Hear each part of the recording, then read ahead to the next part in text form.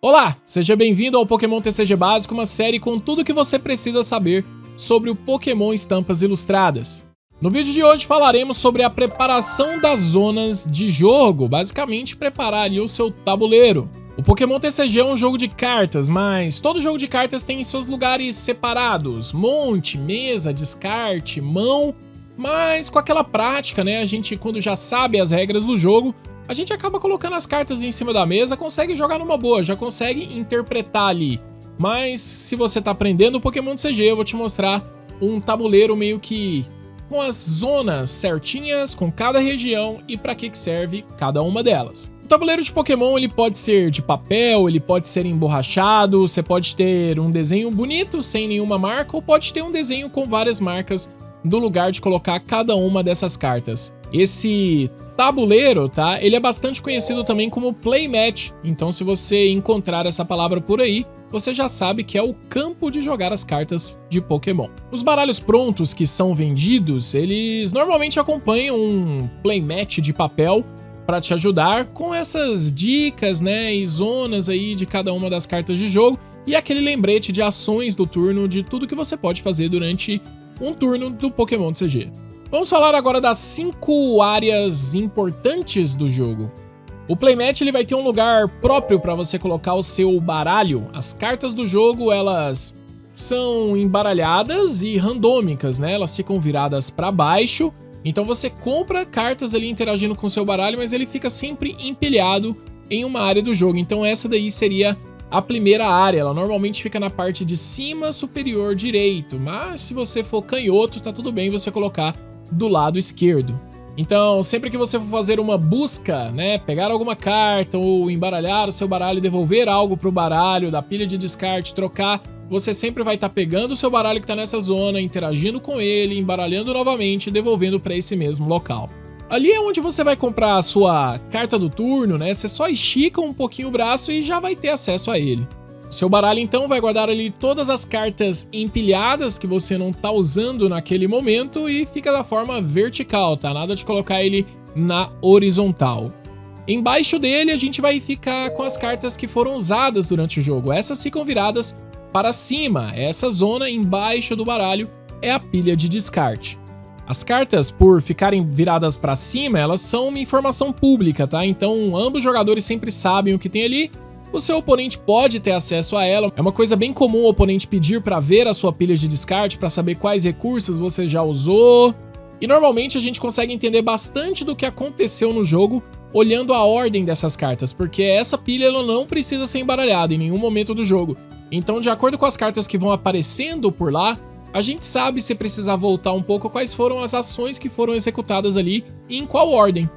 Agora vamos à batalha. Assim como as batalhas clássicas do anime, as batalhas clássicas do videogame, aqui vai acontecer entre um Pokémon seu contra um Pokémon do adversário. Essas cartas ficam mais à frente nesse playmat se encarando.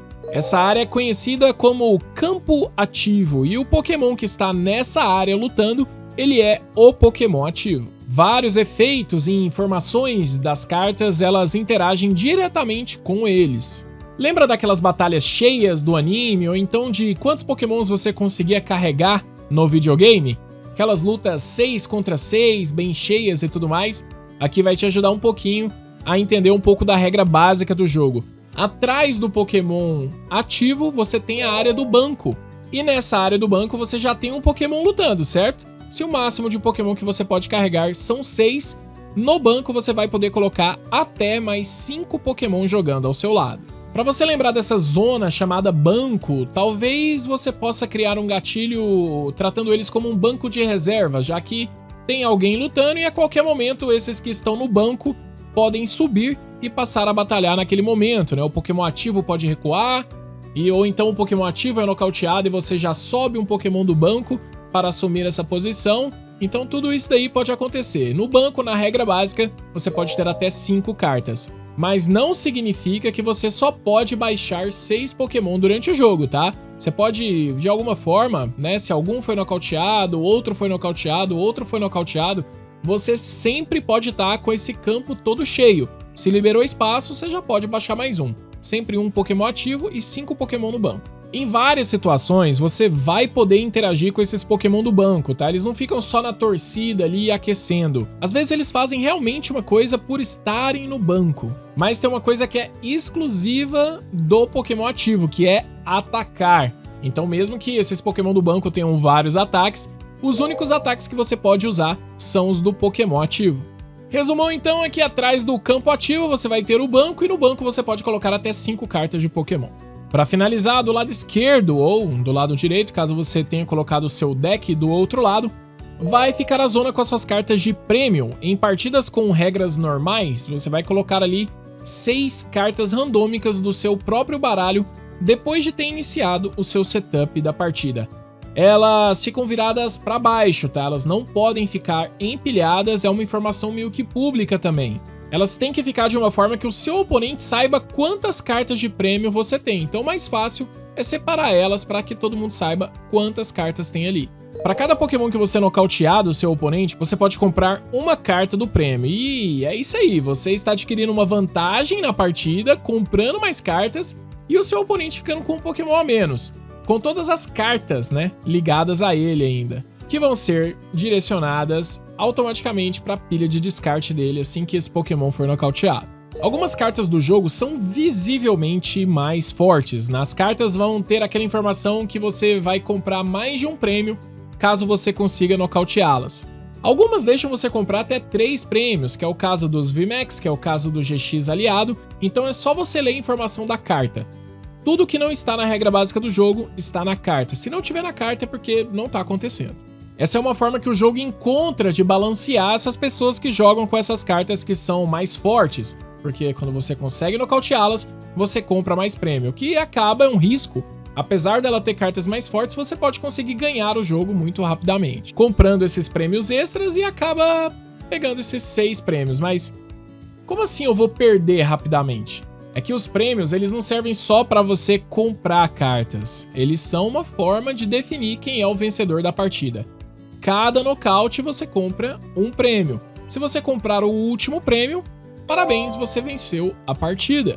6 prêmios, então, basicamente você teria que fazer uma luta completa com seu oponente aí. Quando você nocautear 6 Pokémon dele simples, você vence. Essa não é a única forma de vencer o jogo, tá? Ou perder, no caso, também. Você também perde o jogo caso não possa comprar a carta do início do seu turno, que é uma ação obrigatória, tá? Também perde caso não tenha mais nenhum Pokémon em jogo, porque é um jogo de Pokémon, uma batalha Pokémon, a gente já falou que não tem como ficar aqui só com cartas de energia e treinador. Então se o último Pokémon de algum jogador for nocauteado, a partida também ali acaba. E pra finalizar, normalmente ali entre os Pokémon ativos, ali no meio do campo mesmo, na divisão do seu playmatch, do seu tabuleiro de jogo para a divisão do tabuleiro do oponente, fica o lugar de colocar a carta do estádio. Então pensando em todas essas partes táticas, já vê aí quais são as 60 cartas que você vai usar no seu baralho. Você vai colocar poucos Pokémon básicos, você vai colocar muitas cartas mais fortes que dão mais prêmios para o seu oponente e tudo mais. Pronto, agora você já está com a mesa organizada, esse playmatch, você tem um baralho válido para jogar, já sabe onde colocá-lo, já sabe as suas cartas premium, já sabe onde colocar o Pokémon ativo, o Pokémon do banco e está pronto para jogar. Vamos saber agora como iniciar uma partida, não é mesmo? Só que isso vai ser assunto para o próximo vídeo. Obrigado por assistir esse vídeo, a gente se vê no próximo episódio da série Pokémon TCG Básico. Tchau, tchau!